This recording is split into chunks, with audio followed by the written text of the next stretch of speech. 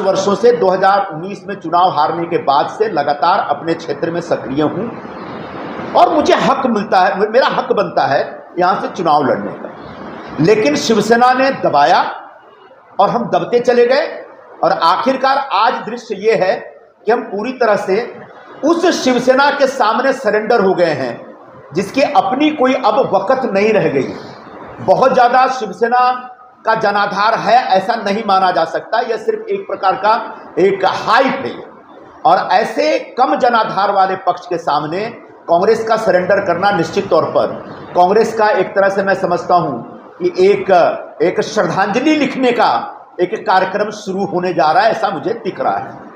मैं अपने शीर्ष नेतृत्व से इतना ही कहना चाहूँगा कि मैं एक आध हफ्ते ज़्यादा से ज़्यादा अब इंतजार करूँगा। मुझे मालूम है आप लोगों के मन में चिंता ये होगी कि हम अगला निर्णय क्या ले रहे हैं। मैं साफ साफ कहना चाहता हूं कि मेरे सामने अब सारे विकल्प खुले हैं, मैं विकल्पहीन स्थिति में नहीं हूं। अब जो होगा आर पार होगा और आने वाले एक आध हफ्ते में इस प्रकार की घोषणा आपको सुनने को मिल जाएगी। तब तक के लिए मैं निश्चित तौर पर अपने नेतृत्व की जो भी एक उनके मन में हमारे जैसे तमाम कार्यकर्ताओं के लिए जो भावना है उस भावना का इंतजार किया जाएगा। अब इससे ज़्यादा इंतजार करने का वक्त, एक हफ्ते से ज़्यादा वक्त नहीं दिया जा सकता, ऐसी मेरी घोषणा है जी। उम्मीदवार अच्छा, उत्तर पश्चिम मुंबई के लिए मैंने भी सुना था कि ऊपर से बातचीत हुई है और कोई रास्ता निकलेगा।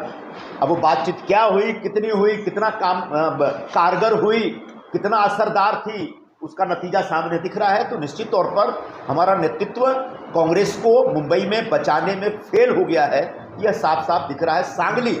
सांगली जो कि कांग्रेस पार्टी की ट्रेडिशनल सीट थी और मैंने सुना था कि सांगली के लिए कांग्रेस नेतृत्व का बड़ा आग्रह है, फिर भी शिवसेना ने जिस तरीके से आज घोषणा कर दी है, ऐसा लगता है कि उनको कांग्रेस नेतृत्व की कोई परवाह नहीं है। आपको जो कहना है कहिए, हम आपकी चिंता नहीं करते, हम अकेले चलेंगे।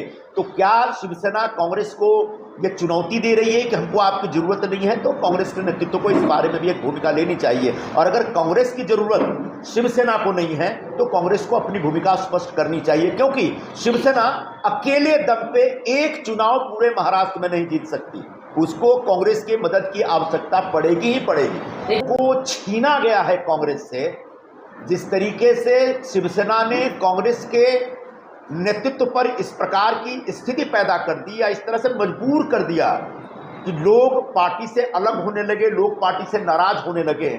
शायद शिवसेना का अपना एक हिडन एजेंडा हो सकता है कि कांग्रेस को पूरी तरह से खत्म किया जाए और कांग्रेस के वोट बैंक में, उस स्पेस में अपनी जगह बनाई जाए। ये एक प्लानिंग, एक हिडन एजेंडा शिवसेना का हो सकता है।